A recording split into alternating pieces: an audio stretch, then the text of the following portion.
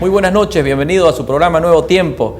Agradecemos a toda la gente que nos sigue, a la ciudadanía en los 6 departamentos que nos ven, también nos están viendo en la provincia. Agradecerles por sus mensajes en Facebook y las propuestas que nos están mandando.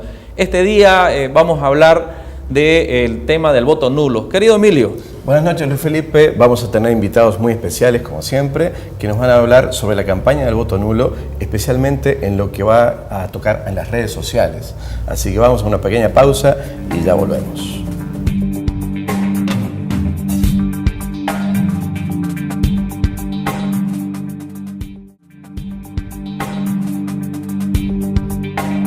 Volvemos en su programa Nuevo Tiempo. En este bloque vamos a estar acompañados de Jorge Márquez Merubia, politólogo y columnista del Día y Los Tiempos. Bienvenido. ¿Qué tal, Luis Felipe? Emilio, un gusto estar acá con ustedes. Muchas gracias. También nos van a acompañar en este bloque Diego Arrázola y Jessica Olivares. Son ciberactivistas y también conocemos su trabajo que han hecho en el 21F. Bienvenido. Muchas gracias y estamos acá para acompañarlos, ¿no? Muchas gracias por invitarnos. Bueno, Emilio. Bienvenidos. Entonces, vamos a charlar sobre el voto nulo, la campaña de cara al 3 de diciembre. Jorge, te pregunto, ¿cuál es el perfil general de los candidatos seleccionados por el oficialismo para el 3 de diciembre? Tenemos entendido que una gran parte son exfuncionarios de los ministerios. Hablando de lo único que sabemos de los candidatos a magistrados en todas las instancias es que más del 70% ha trabajado en el aparato administrativo estatal boliviano. No, esto puede responder a varios factores. Por ejemplo, que el Estado en estos últimos 10, 11 años ha crecido de manera terrible. Básicamente se ha ido metiendo incluso a tomar decisiones que deberían hacerlo los empresarios y demás, los individuos y los privados. Sin embargo, como tienen una ideología medio rara de por medio, un socialismo medio que a ratos light, otras veces carnívoro, resulta que el Estado se ha ampliado y gran parte de los que ahora van a ser los que van a aparecer en una papeleta de elección han pasado por el aparato administrativo. Creo que es importante recalcar es que no han tenido un puesto pequeño, no han trabajado en ministerios, en viceministerios, en cargos relativamente importantes y estamos viendo también que magistrados que fueron electos en la anterior elección también están repitiendo para esta elección. Esto nos demuestra que hay un intento de toma del, vamos a colocarlo entre comillas, de poder judicial, que posiblemente ya está tomado hace más de 10 años, pero este sería un intento más cínico y descarado, más abierto. Jorge, hay una postura hoy en día de que seamos como Estados Unidos, dicen, o como Europa, de que los jueces sean institucionalizados y que mantengan una carrera judicial dentro del Poder Judicial. Y hay otra que dice, debió cambiarse a todos y que debió entrar gente nueva, gente proba, gente que no esté afín al gobierno, que sea gente que verdaderamente vaya a hacer justicia. ¿Cuál es la posición real para usted en este caso? Los latinoamericanos y los bolivianos, igual que gran parte de América Latina, somos muy sentimentales, muy emocionales. Creemos que cambiando cosas relativamente grandes vamos a cambiar como sociedad. Un claro ejemplo es la Asamblea Constituyente, ¿no? Se supone que teníamos que ser como Suiza y la única característica que tenemos es que no tenemos una salida al Pacífico, nada más. Después seguimos siendo tan pobres y de tercer mundo como lo éramos antes. Y el problema de la justicia en Bolivia y en gran parte de América Latina no es de ahora, no es un tema de estos 10 años, es un problema incluso hasta colonial, ¿no? Gran parte de los archivos de las Indias que hay en Sevilla, el 90%, entre el 85 y el 90%, lo que hay son quejas al sistema judicial. Entonces son esas taras mentales, esa forma informal de trabajar, la viveza criolla, la coimisión y demás palabras que hay en nuestro léxico, que son parte de ese poder judicial, que no lo criticamos, pero que así funciona. Es más, cuando tenemos que ir a hacer un trámite, por ejemplo, o ir a hacer alguna cola, es más fácil pagar a un tramitador o a alguien que te lo haga, pasar algunos billetes y acelerar el trámite. Es una manera informal de que funcione nuestro aparato de justicia. Obviamente este gobierno ha venido con un gran discurso bajo una idea súper simplista, mediante una elección de gente que no conoces, que no sabemos qué han hecho, que no sabemos qué van a aportar o qué nos van a ofrecer, solucionar todo un sistema judicial que, aparte de corrupto, es lento. Esa es la idea que tiene el proceso, ¿no? Esa es la idea con la cual se supone, mediante una elección, vamos a solucionar años y años, siglos incluso, de problemas dentro del sistema judicial. Obviamente, desde el punto de vista discursivo para el gobierno es algo fenomenal, pero en el fondo no cambia nada, sino que todo se mantiene como Estado desde la fundación del país. De hecho, en tiempos de la colonia ya se subastaban los asientos de oidores para la audiencia de Charcas. Exacto. O sea que es una larga tradición colonial que mantiene este gobierno supuestamente descolonizador. Exactamente. Diego, ¿por qué la ciudadanía debería votar nulo y no en blanco, por ejemplo? Por el impacto que podría tener dentro de los resultados que habrían, ¿no? Creo que se pueden hacer muchas cosas interesantes alrededor del voto nulo y lo que puede representar porque es una forma de manifestarse y expresar el rechazo que hay ante un proceso, a diferencia de asumir que el proceso es legítimo, es correcto y voy a votar en blanco porque simplemente no estoy de acuerdo, a diferencia de cuando anulamos el voto, que creo yo tiene una incidencia quizás hasta un poco, no mayor, pero sí distinta. Se pueden hacer cosas mucho más grandes alrededor me imagino, porque no se estaría beneficiando a una estructura falsa, ¿no? Porque yo, al igual que nuestro compañero, no me creo el discurso y no creo hasta ahora, me parecen que los problemas son un tanto más estructurales, no creo en el sistema con el que se está trabajando. Más de un 80% de la economía informal en el país este tipo de procesos simplemente son un bonito discurso, al menos esa es la percepción que tengo en cuanto a estas elecciones, que los perfiles de los candidatos ni siquiera los conocemos muchos de nosotros, ¿no? Claro, el voto en blanco sería simplemente decir que no estás de acuerdo con ninguno de los tres candidatos. Pero el voto nulo es un voto protesta a todo el proceso, ¿no? ¿Cuál es la postura de ustedes, Diego, en esta elección? Al igual que el 21F, ¿no? Me parece que hay cuestiones que van un tanto más con los principios y con lo que es correcto y lo que no es correcto, ¿no? Y en este caso también, ponemos en la balanza lo que es correcto y lo que no es correcto, ¿no? Y estamos ante un proceso que evidentemente tiene un montón de cuestionantes que nos hacen dudar de su veracidad, ¿no? Creo que el Estado ha perdido un tanto de credibilidad, ¿no? Y no solo el Estado visto desde todas sus perspectivas, ¿no? El Estado central, todo.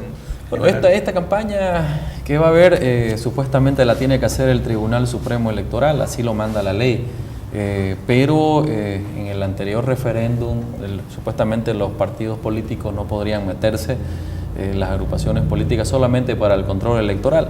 Pero tuvieron un rol importante en el 21F, ustedes, la gente, las plataformas. ¿Cómo ustedes van a afrontar esta campaña? ¿Cómo lo van a hacer?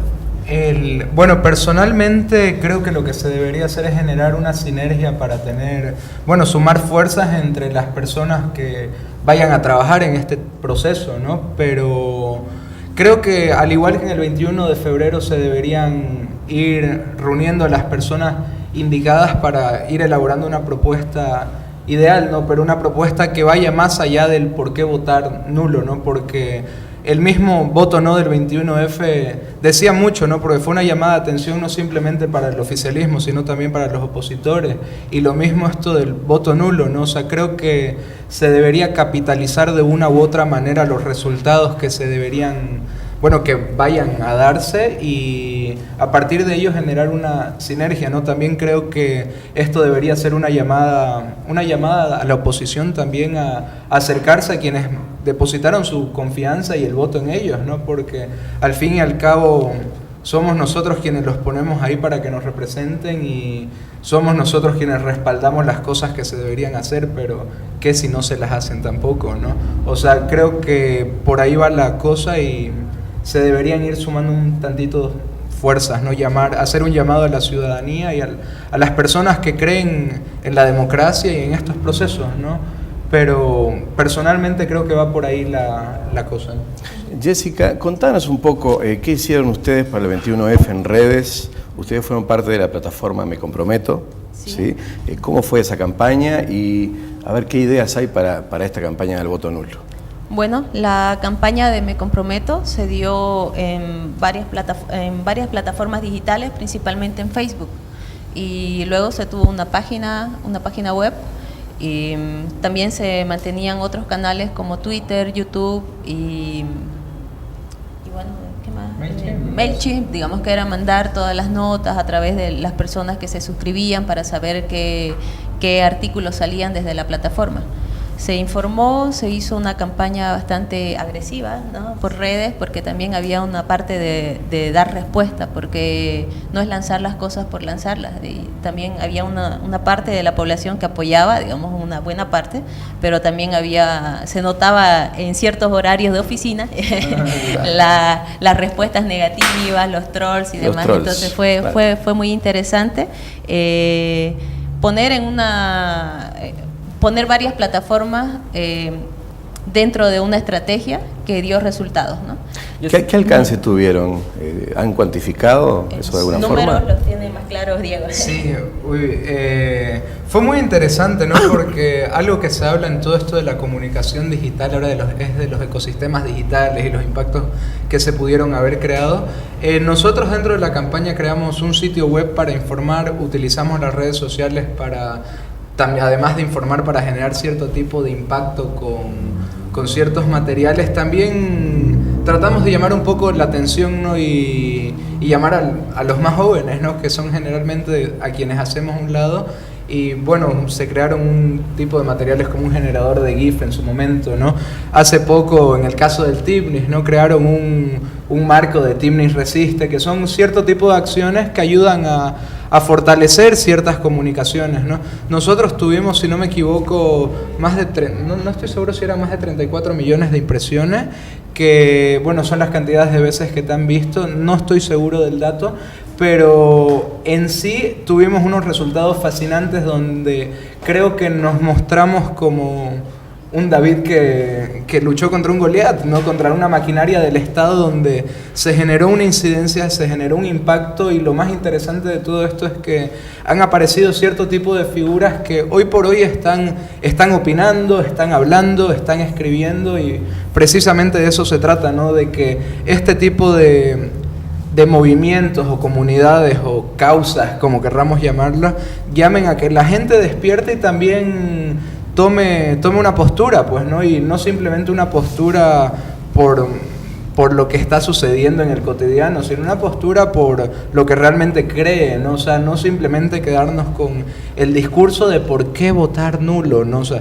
esto tenemos muy claro que vamos por el voto nulo, ¿no? Pero ahora toca vamos por el voto nulo, pero ¿qué vamos a hacer con ese voto nulo? ¿Por qué la gente va a creer en mi discurso, en lo que le voy a decir para votar nulo, ¿no? Y precisamente creo que es ahí donde se debe trabajar, ¿no?, en sumar fuerzas, ¿no? La ciudadanía no es tonta y bueno, hay mucha gente que ya está haciendo cosas interesantes, ¿no? Me parece que es un buen momento para resolver el asunto, ¿no? Por lo menos agarrarlo por donde corresponde. Diego, Jessica, el Tribunal Supremo Electoral ha puesto restricciones para esta campaña. Es un poco diferente a la anterior.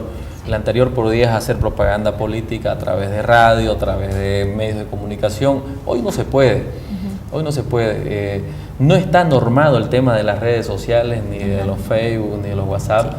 No hay alguna sanción para eso. Tampoco la norma prohíbe a la ciudadanía de que se incite al voto. Digamos, votar nulo es negativo. Eso es ya puede ser un proceso administrativo, hasta inclusive penal, dentro de la normativa electoral.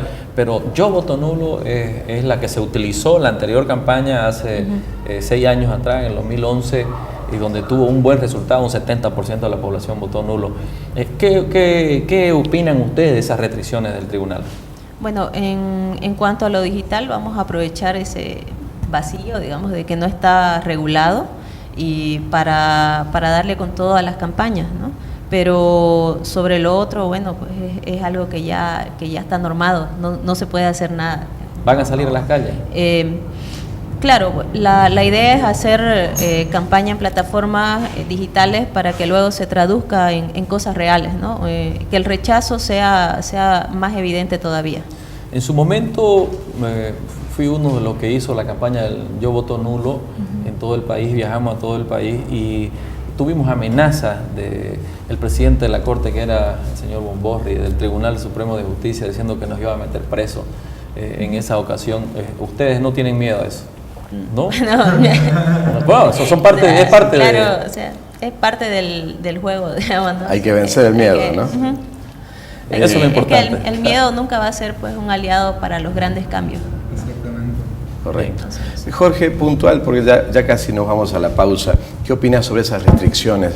¿Esta es una elección democrática con estas restricciones?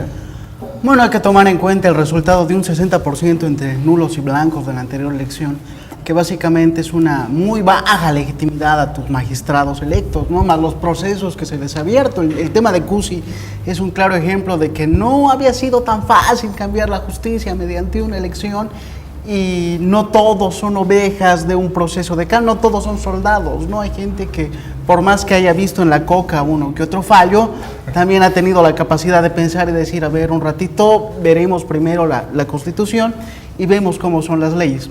Tomando en cuenta los errores y problemas que ha tenido el órgano electoral plurinacional, que es el único perjudicado después de la elección del 3 de diciembre, pues han tenido la obligación de tratar de cortar por lo sano para que esta elección se vea un poquito más limpia, por mostrarlo de alguna forma. Obviamente, el mayor perjudicado va a ser el cuarto poder del Estado.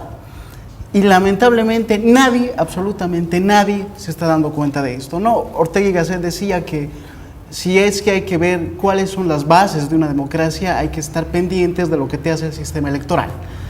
Y un sistema electoral que ha demostrado, y un órgano electoral plurinacional que ha demostrado relativa transparencia. ¿Y a qué me refiero? Los resultados del 21F han demostrado que ganó un no y que el presidente no puede ir a una reelección. Perfecto. Lo dejamos pendiente para el retorno. Vamos a una pequeña pausa y seguimos dialogando a Nuevo Tiempo.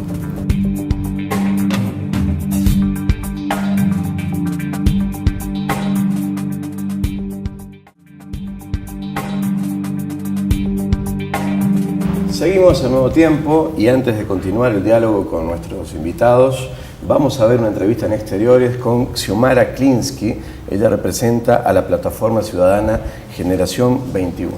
Vamos a las imágenes.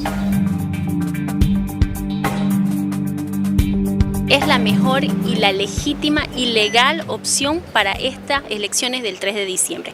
Estamos hablando de que en la Constitución Política del Estado, en su artículo 12, habla de una separación de poderes. Una separación de poderes del órgano ejecutivo, órgano legislativo, órgano judicial y lógicamente entra el órgano electoral. ¿Cómo puede ser posible que otro órgano pueda elegir a los magistrados, a alguien que está en la justicia, ¿me entiende? A otro órgano? Esto lo vemos totalmente ilegal. Una parte. Segundo, hablamos de la pirámide de Kelsen, que es a nivel mundial, el cual la Constitución Política del Estado se encuentra en primera. Pero cuando los tratados internacionales están por encima de la Constitución o en el mismo nivel cuando habla de derechos humanos, y eso nos lo dice nuestra propia Constitución Política del Estado. Esto es por eso que en los derechos humanos habla de las elecciones auténticas, lo cual no estamos teniendo ahora en estas elecciones. En este caso, nosotros estamos estamos exigiendo prácticamente mediante firmas, mediante una carta que se va a dar el día viernes al Tribunal Supremo Electoral, exigiendo que se inserte la casilla ninguno en las papeletas. ¿Qué probabilidad cree que haya de que el Tribunal Supremo Electoral incluya en la casilla ninguno? Es que es algo legal, es algo que tenemos que enmarcarnos en la norma. No es algo que a Generación 21 se le vino ocurriendo ayer o es un capricho de Generación 21, de Cristian Tejado, de Xiomara Klinsky. Esto está en la Constitución, es algo que ellos tienen que hacer prevalecer porque para eso están. Si no nos hacen caso en poner las leyes como tiene que ser, justas realmente, legal, repito, todo esto, entonces, ¿de qué vamos a agarrar? Ni modo, tenemos que agarrarnos de uñas y dientes de lo que venga, a que el ciudadano, si no le gusta ninguno de los candidatos, ni modo tenga que botar su voto a la basura. Ahora, quiero explicarlo más sencillamente para la población. Señora, señor, usted que me está escuchando y va a ir a votar este 3 de diciembre a las elecciones, si a usted no le gusta ninguno de los candidatos para los magistrados, ¿qué es lo que va a hacer? Usted solamente va a tachar nulo o blanco. ¿Y qué pasa esto? Su voto va a ir a la basura, porque no sirve para nada. Estamos hablando de que estas elecciones van a ser ganadas por simple mayoría. Entonces no hay realmente nada en estas elecciones que nos pueda apoyar a que nosotros seamos el soberano que puede elegir realmente a los candidatos. Ahí estaba Xiomara Klinsky con la Generación 21, con una postura de que debería haber una casilla con el voto ninguno. ¿Qué opinás, Diego, sobre esta situación? ¿Es probable? ¿El Tribunal Electoral los va a escuchar? ¿Se va a poner? ¿Cuál es tu posición? Esto me recuerda a un episodio de Black Mirror, en realidad, ¿no? O sea, creo que todo suma, ¿no? En el sentido de que sigue siendo parte de un proceso en el que va para el mismo cauce, ¿no? Pero hay que ver si suma eso en cuanto a lo estratégico por cuestiones hasta de tiempo, ¿no? Porque todos sabemos que el Tribunal Electoral no permitiría algo de esta magnitud, ¿no? O sea, al menos dudo que así sea. O sea, pero me queda el vacío, ¿no? Me recuerda mucho un episodio de una serie. ¿Lo ves improbable entonces que el tribunal lo apruebe? Bastante improbable, ¿no? Justamente en esa serie el candidato es un oso, es un personaje que no existe, ¿no? Claro. O sea, en otros países han hecho cosas similares, pero dudo que en Bolivia no tenemos la madurez para asumir procesos tan simples, que uno como este, que es algo tan complejo, mucho menos todavía, ¿no? Creo que hay muchos vacíos. Nunca hemos tenido en la elección de Bolivia y del referéndum, nunca ha hado el voto ninguno. Si no me equivoco, creo que no ha habido. En el tema del mar, con Carlos Mesa, no recuerdo bien, creo, no hubo esa posición. ¿Cuál crees, Jorge, que es la lógica? Yo entiendo que se busca un voto válido, pero conociendo la obediencia ideológica del Tribunal Supremo Electoral, yo lo veo poco viable que se incluya esa casilla. ¿Qué opinás vos? Bueno, hay que tomar en cuenta que la idea no es nueva. Quien colocó la idea en palestra fue el abogado constitucionalista Carlos Alarcón. Y lo que pedí, decía sí, sé que esto es descabellado, que coloquen dentro la boleta para la elección de magistrados un espacio para que haya un por ninguno, ¿no? Para realmente que en vez de que esos datos nulos o blancos vayan a la simple estadística, tengan algún tipo de valor y seguir golpeando la legitimidad del Poder Judicial y del gobierno como tal. Obviamente es imposible, ningún sistema electoral en el mundo te va a aceptar una casilla que no viene al caso, porque al final no estás eligiendo nada y estarías haciendo contra un propio proceso electoral. No tiene sentido. Sin embargo, como propaganda para el mismo grupo G21, realmente han sabido capitalizar, si es que podemos llamarlo así, un momento de crisis de información que la sufren todos, porque tenemos más de 90 candidatos de los cuales no conocemos absolutamente nada. Y en el periodo que hay hasta el día de la elección va a ser muy difícil incluso saber qué es lo que están proponiendo para solucionar al sistema judicial como tal. Lo que sí hay que ver, y creo que nos sirve de ejemplo los ensayos sobre la lucidez de Saramago, es que en la novela, cuando vienen elecciones, gran parte de la gente que va a votar o vota nulo o vota en blanco, y el porcentaje es altísimo, es del 80%. Y esto obliga a la gente del gobierno en ese entonces, para que la gente vaya a votar por alguna opción sí o sí, en tomar el autoritarismo y empezarlo a demostrar sin miedo, ¿no? Empezar a reprimir a la población, empezar a reprimir al individuo y demás. Lo mismo puede pasar en este momento, porque no estamos hablando de una elección que sería como la anterior elección, sino que tenemos otros condimentos que hacen de esta elección especial, ¿no? Tenemos un tema del Tibnis, que ya es un caso perdido, que ya sabemos que pase lo que pase va a haber carretera, y también tenemos un referéndum del 21 de febrero donde se le ha dicho no al presidente para una futura repostulación. Entonces, el que estos magistrados sean o no sean elegidos, y sabemos que hay magistrados que entre ellos tienen a Evo Morales como no solamente a su líder, ¿no?, sino que alguien que realmente respetan y admiran, nos pone en ciertas dudas. En una de mis columnas de opinión mencioné que más allá de cualquier problema que haya en estas elecciones, lo más probable es que para el 22 de enero del 2020 estemos a puertas de una asamblea constituyente que está compuesta por la actual Asamblea Legislativa Plurinacional, donde el MAS tiene la mayoría como tal, donde la oposición va a ser presencia física, porque lamentablemente en discurso es terrible, igual que el MAS, con la gran diferencia de que ellos son mayoría, digamos, y se le va a abrir un pequeño sector a los movimientos sociales afines al gobierno para modificar a como dé lugar la Constitución y lograr que una vez más el presidente vaya a una reelección.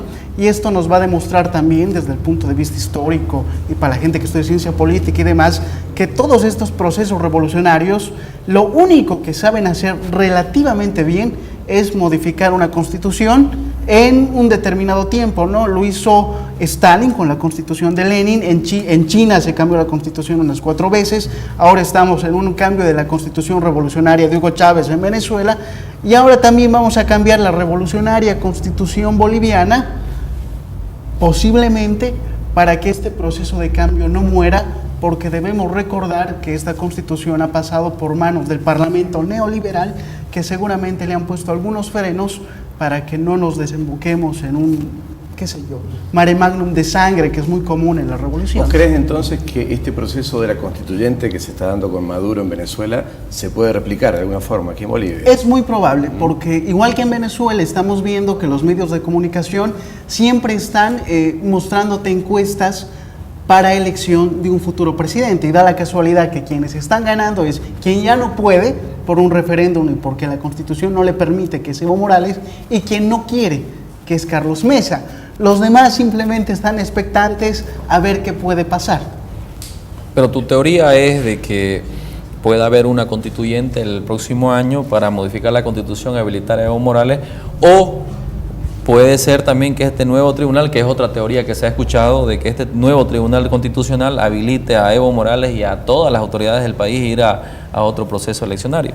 ¿Cuál es tu teoría? Es muy probable, ¿no? Que es probable de que a como dé lugar hay una asamblea constituyente el 22 de enero del 2020, como también que estos nuevos magistrados hagan unos cambios constitucionales para que las autoridades también vayan a una futura reelección.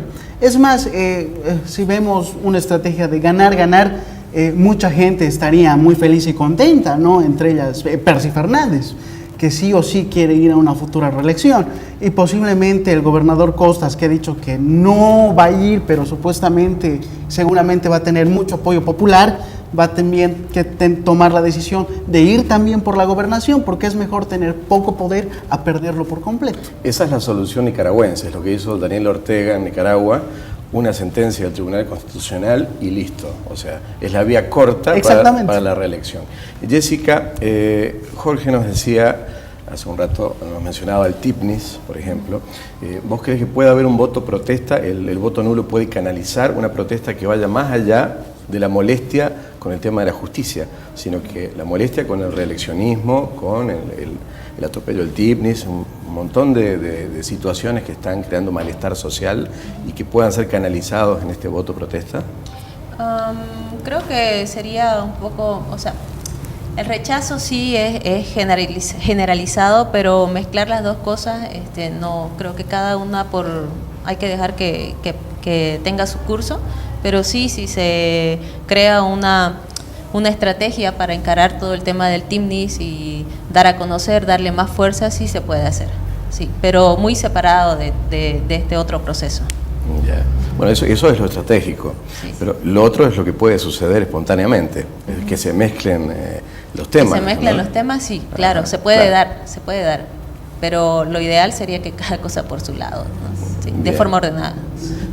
Diego, ustedes han estado viendo un poco las campañas en redes, campañas políticas en redes que se han hecho en otros países. Creo que has visto bastante de lo que sucedió en Brasil, por ejemplo. Sí, bueno, algo que he seguido mucho es todo este proceso de Macri, que fue interesante lo que se hizo a través de las redes sociales para abaratar costos y demás, que, se generaron una red de voluntarios con las que se movilizaron bastante bien, ¿no? Pero justamente hay algo que creo, insisto, es buen momento para dejar de ser espectadores desde la misma postura política que tienen, bueno, es que no son posturas, son funciones, ¿no? Son cosas que deberían darse, hasta lo que nos está sucediendo a nosotros en el cotidiano, ¿no? Pero de nada sirve nuestra protesta si no se traduce en un discurso en una asamblea, por ejemplo, ¿no? De nada sirve una petición de firma digital si no tenés un diputado que está hablando, ¿no? De nada sirve comunicar tantas cosas si quedan aisladas, ¿no? Por ejemplo, en el caso de Brasil con lo de Dilma y lo de Temer, ¿no? Creo que, es un caso muy interesante hasta para analizarlo, ¿no? Porque, hoy por hoy, si se lo ve desde un poquito más afuera, creo que de cierto modo todo lo que se hizo desde la comunicación fue estratégico para llegar al objetivo, que lo cumplieron, ¿no? Pero más allá de eso, se sigue viviendo un escenario bastante conflictivo en lo gubernamental, que es lo que podría suceder lo propio acá, ¿no? Por eso mismo la provocación e invitación, ¿no?, para las autoridades y los mismos ciudadanos, ¿no?, en pensar en hacer cosas que realmente tengan una incidencia y que puedan transformar y cambiar algo, ¿no? Porque si no, simplemente nos vamos a quedar con la justicia que tenemos, porque de nada sirve que los escojamos nosotros o que los ponga alguien más a dedo si el sistema es el mismo, ¿no? Creo que para lograr un cambio lo que se debería hacer es apoyarse en ciertos recursos que son los que tenemos, como los digitales en este caso, y tratar de traducirlos en hechos, ¿no? En movilizaciones, en protestas, pero protestas que cuenten algo, ¿no? Que te digan algo y que vayan más allá de lo simplista, que es a lo que nos han acostumbrado, ¿no? Creo que por ahí va un poco la Diego, cosa. has tocado un tema, por ejemplo, de la campaña de Macri. Macri no es un tradicional, digamos, en Argentina. Fue alguien intermedio que salió de atrás y ganó a los tradicionales y ha salido presidente. En México fue diferente. Un partido tradicional buscó a alguien nuevo y ganó las elecciones. Macron es lo mismo, casi parecido al efecto de Macri. Alguien que no está con los tradicionales salió de atrás y ganó a todos los tradicionales. Ahorita tenemos dos bandos en Bolivia y las campañas que han usado es justamente las redes sociales. ¿Se va a poder aplicar toda esa hermenéutica que ocuparon estos candidatos acá en Bolivia? Claro que sí, pero lo principal es no carecer de credibilidad, ¿no? Que es lo que tienen todas estas personas, ¿no? Cuando dejan de ser creíbles, la gente no se suma y no va con ellos, ¿no? Pero si existe un discurso sólido, si existe una propuesta interesante y creíble, pues yo creo que van a darse este tipo de escenarios como el de Macri en Argentina, ¿no? Porque, bueno, Macri viene trabajando desde hace mucho tiempo, ¿no? Fue presidente de Boca, estuvo mucho con el pueblo, ¿no? Y ha hecho un par de cosas que le abarataron costos, como la suma de voluntarios a través de su página web, ¿no? Que básicamente invitaba a que la gente se sume a su propuesta, ¿no? Se sume a su propuesta y a compartir su propuesta y a ser parte de ella, ¿no?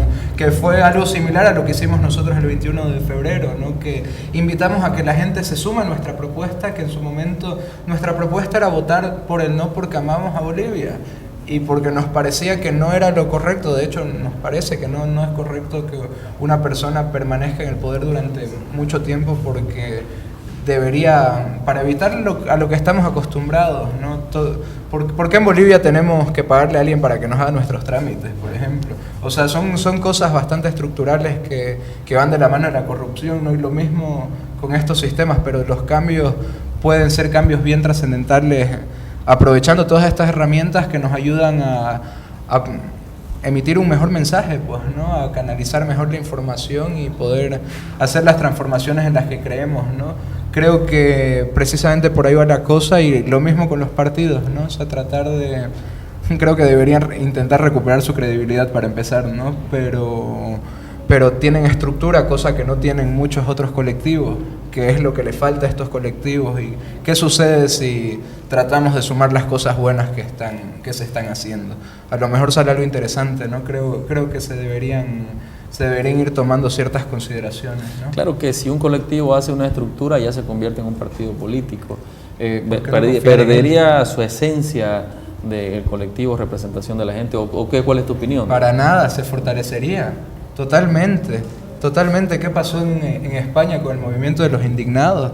Tienen un tipo que no es muy nuestro amigo, pero los tipos se tradujeron en parlamentarios que están ahí, ¿no? O sea, independientemente de las posturas o los roles que asuman, ¿no? O sea, son movilizaciones que se traducen en protagonistas de la misma política. Lo mismo desde el 21 de febrero, que me parece maravilloso que a partir del 21 de febrero ya se haya dado cabida a nuevas personas, nuevos columnistas, ¿no? Ya hay jóvenes que están escribiendo, ya hay más gente que está hablando y que ha perdido de cierto modo el miedo, ¿no? Bien, se va poniendo interesante la charla. Vamos a ir a una breve pausa y seguimos comentando.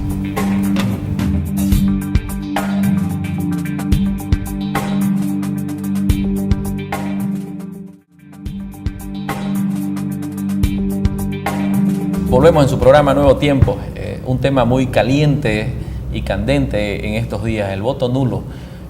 Querido Jorge, se impone el voto nulo de forma abrumadora. ¿Qué consecuencias habrá? Bueno, si se impone el voto nulo de forma abrumadora, lo que te dice dentro de los sistemas electorales es que los votos que cuentan son los votos válidos, ¿no? Los nulos y los blancos van a la simple estadística.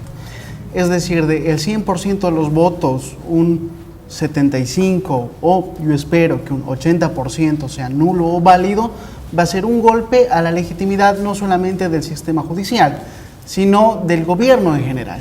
El único perdedor va a ser el órgano electoral, porque la gente que mayormente tiene reacciones emocionales, al primer culpable que va a haber es a la gente que va y te cuenta y te cuenta los votos como tal. Obviamente esto le va a traer grandes problemas al gobierno porque la gente que va a ser elegida y los nuevos magistrados no van a gozar de esa legitimidad que hay, ¿no? Un ejemplo entre legalidad y legitimidad para que la gente no se enrede en sus casas es que el 2003 cuando Goni se va, legalmente era el presidente, constitucionalmente ha sacado a las Fuerzas Armadas para imponer el orden dentro de la sociedad, pero legítimamente, sentido como tal por la gente, ya no era el presidente. Entonces, posiblemente, esta misma sensación, no solamente con los nuevos magistrados, sino también con toda la clase política como tal.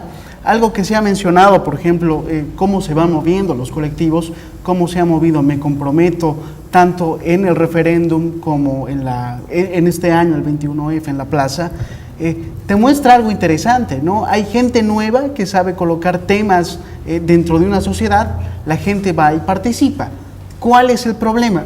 De que estas agrupaciones no entran al sistema político. Cuando la gente tiene que ir a votar y posiblemente está pensando en lo que Me Comprometo, Generación 21 ha lanzado, cuando ve a su papeleta, no los ve, no tiene por qué elegir y no tiene esa representatividad que necesita.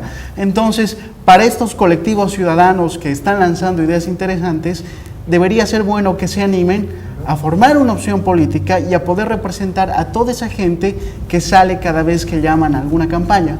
Porque si no, vamos a seguir lanzando ideas que son muy interesantes, pero no vamos a poder llevar esa representatividad a través del voto a lo que realmente la ciudadanía quiere ver. En su momento tuvieron gran protagonismo en el país los movimientos sociales y creo que gran parte del secreto de la fórmula del MAS fue absorber a los movimientos sociales. Ahora parece que es la hora de las plataformas ciudadanas. Entonces, ¿qué partido tendrá la inteligencia de captar a las plataformas? ¿O las plataformas podrán construir un partido? ¿Qué opinas? Más que un partido creo que tiene que partir con una estructura, ¿no? Con una idea, ¿no? Con qué es lo que nosotros creemos, qué es lo que nosotros proponemos y cuál es el modelo de país en el que creemos, ¿no? Porque a partir de ese modelo en el que creemos también vamos a poder saber, bueno, ser coherentes con lo que decimos y hacemos, ¿no? Pero personalmente creo que hay muchas formas de ver el proceso y bueno, en Potosí, por ejemplo, ya se está proponiendo el federalismo para Bolivia, ¿no? Que es un modelo interesante y creo que no simplemente se debe hablar de quiero hacer un partido para apoyar esto o promover esto, sino quiero promover un modelo para que funcione esto, ¿no? Independientemente del que fuese, ¿no? Pero creo que debería existir algo realmente serio y sólido como para poder asumir con responsabilidad eso mismo, ¿no? Porque precisamente esa crítica es la que nosotros tenemos, ¿no? con todos estos colectivos, ¿no? Que las firmas digitales de Havas no cambian nada, los likes no cambian nada, los comentarios en Facebook no cambian nada. O sea, sí, te hacen ruido, generan incidencia, la gente se entera, pero al final lo que cambia es el proyecto ejecutado, es la propuesta que estamos haciendo, son las transformaciones que vamos a ver en el cotidiano también, ¿no? Pero, insisto, creo que todo tiene que partir desde lo estructural y en cuanto a los partidos también a tener la capacidad de apertura y escuchar otras posturas, ¿no? Y mostrarse de una manera mucho más transparente. Por eso es que hablaba también de la credibilidad, ¿no? Para que cualquier campaña que se llegue a hacer funciones necesita ser creíble, ¿no? Y los partidos no necesariamente, hace mucho creo que hemos dejado de creerles a muchos de ellos, ¿no? Jorge, movimientos sociales y plataformas ciudadanas, ¿cuáles serían las diferencias entre unos y otros? Los movimientos sociales, por ejemplo, eran muy territoriales y sectoriales, corporativos. Las plataformas me parece que son más difusas. ¿Cómo lo ves? Chantal Mouffe y Ernesto Laclau, si no me equivoco, tienen trabajos sobre los movimientos sociales que son los que nos van a llevar a esa utopía de izquierda soñada por muchos, pero hay otros teóricos como Ulrich Beck, por ejemplo, que te dicen el problema de los movimientos sociales es que a largo plazo nunca logran crear un programa que tenga que ver con una unidad nacional. Simplemente los pedidos que tienen son meramente corporativos, individuales, ¿no? Nosotros los cocaleros queremos más hectáreas para plantar coca, nosotros los mineros queremos seguir explotando como locos, bájenos impuestos, etcétera, etcétera, etcétera. Y no tienen un pedido que realmente abarque realmente a lo que es un país. Obviamente este gobierno los ha sabido capitalizar muy bien a base de clientelismo y prebenda, ¿no? O sea, ha ido comprando los que ha podido comprar y los que medio que se han ido alejando con alguna medida gubernamental, como en el caso de los mineros cooperativistas, han mostrado también que pueden ser un golpe duro al gobierno cuando les tocan sus intereses, ¿no? En este caso han matado a un viceministro, ¿no? A lo que era el viceministro Illanes. Entonces es un juego maniqueo muy peligroso para el gobierno como tal, tomando en cuenta que el precio de los hidrocarburos a nivel internacional ha bajado, el ingreso de dólares al país es más bajo, tienes mucha gente a la que tienes que darle alegría, tiene que resbalarle ese auge, y si no puedes cumplir con sus pedidos, te estás colocando una soga al cuello. Más aún, y tomando en cuenta el trabajo que hace la oposición, por ejemplo, que en Santa Cruz empezó con una idea interesante sobre autonomía, que con el paso del tiempo lamentablemente se ha vuelto en pedir plata al gobierno central, ¿no? Es como la autonomía universitaria, denme el kibo que necesito, pero no rindo cuentas a nadie, pero denme el dinero, en vez de entrar a un debate sobre el manejo institucional como tal, más allá de la plata. Entonces, nuestros políticos son pues infantiles, ¿no? No es algo nuevo. Manuel Rigoberto Paredes, en un estudio que tiene, que es política parlamentaria en Bolivia, decía que la ineptitud intelectual constituye en política una gran cualidad. Y estamos hablando de un intelectual que ha muerto en 1951 y no ha visto los desmanes que ha hecho la revolución del 52. Entonces, si vemos el accionar parlamentario actual de no saber colocar un discurso individual desde sus curules como tal, estamos viendo que Bolivia lamentablemente se encuentra atrapada a la izquierda, ¿no? Tenemos un partido que es incluso marxista, revolucionario, leninista, etcétera, etcétera, etcétera, y aquellos que le hacen frente son de izquierda también, ¿no? Está Samuel por un lado, que casualmente sigue una tradición izquierdista latinoamericana, ¿no? Millonario, de izquierda, igual que Marcelo Quiroga Santa Cruz, que no es nada nuevo, ¿no? Y por otro lado está el Movimiento Demócrata Social, que también es una socialdemocracia, pero no hay una propuesta nueva, es la izquierda tratando de ganar a la izquierda. Lo que Mises mencionaría, ¿no? Para la gente de izquierda, que un gobierno de izquierda gobierne su país, posiblemente es negativo, porque estos izquierdistas no son amigos de todos los izquierdistas. Entonces, ese es el problema que hay. No hay propuestas claras, los movimientos sociales han demostrado que simplemente piden sus cosas y las agrupaciones ciudadanas, los colectivos ciudadanos, mandan ideas que el sistema político no quiere escuchar, pero cuando la gente tiene que ir a votar, no tiene en qué verse representado. Bien. Diego, ¿cuál podría ser la idea fuerza que aglutine a las plataformas ciudadanas? Por decir, ¿la transparencia puede ser la idea eje? Sí, ese podría ser un punto de partida interesante, ¿no? La transparencia y lo legítimo, ¿no? Porque al fin y al cabo también lo que se va a validar con este proceso es la legitimidad que va a tener el mismo, ¿no? Con el voto nulo que pueda haber. Pero lo interesante creo que radica en toda la conversación y el debate que va a haber de por medio y todo lo que podría ocurrir después, ¿no? O sea, insisto que me parece que es una buena oportunidad para poder sentar bases y empezar a trabajar en algo realmente serio como para pensar en el país, ¿no? Porque si no, me parece que simplemente se estaría quedando en una bonita idea, ¿no? Un bonito verso, ¿no? Y creo que ya esa gente debería estar pensando en otro tipo de cosas, ¿no? Ya tienen la capacidad. Jessica, ¿qué opinas sobre el mismo tema? Creo que podemos aprovechar las herramientas digitales como se aprovecharon en el 21 de febrero. Las condiciones están, la capacidad también de las personas están, y eso se puede trabajar. Se puede traducir en grandes cambios, pero todo depende también del discurso con el que se encare, ¿no? Amigos, nos vamos a una pausa, esto está caliente, volvemos cómo se va a reconstruir la justicia y con las conclusiones de cada uno. Vamos a la pausa.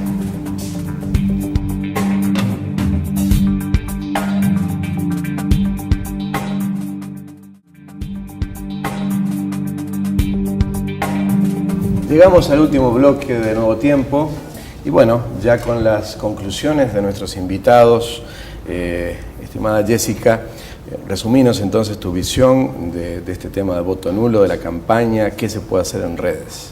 Se puede trabajar de forma coordinada con varias plataformas que también pidan lo mismo. Creo que como lo dije anteriormente, la capacidad está, la forma de hacerlo también. Entonces creo que es cuestión de dar a conocer cuáles son los motivos de por qué se está proponiendo el voto nulo, ¿no?